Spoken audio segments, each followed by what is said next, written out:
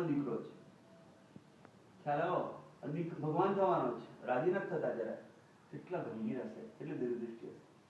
આ સાધુનો બેસ નથી તમારી પાસે અત્યારે, એટલે એને હું વંદન નથી કરતો, પણ તો ભગવાન થવાના માટે હું તમને વંદન કરું છું. મારું કર્તવ્ય ભગવાન થવાના જો તમે જેટલા જીવોને તાળશો ભગવાન બનીને, એનો મને આનંદ છે. ભગવાન થવાના છો, મારા દીકરા છો, ભગવાન થવાના, એનો મમત્વ મોહ નથી, તો ભગવાન થવાના છો. પણ છતાં અત્યારે ભૂલ કરી રહ્યા છો, વેશ સાધુનો છોડે છે, સાધુનો વેશ નથી તમારી પાસે, એટલે એ ભૂલ નહીં કરતા કે તમારા વેશનું મહત્વ નથી આપતો.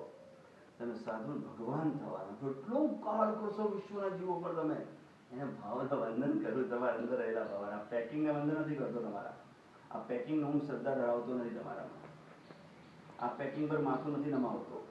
તમારું જે પેકિંગ, જે ભાવ છે ભવિષ્ય, એટલો સ્પષ્ટ છે, બોલો કેટલો અંદરમાં વેદ જાગ્રત છે. એમને મારા દીકરા છે ને, ગમે તે કરે ચાલે, ભગવાન તો થવાના જ છે ને, ના ચાલે આપણે પોતે ડૂબી જઈએ.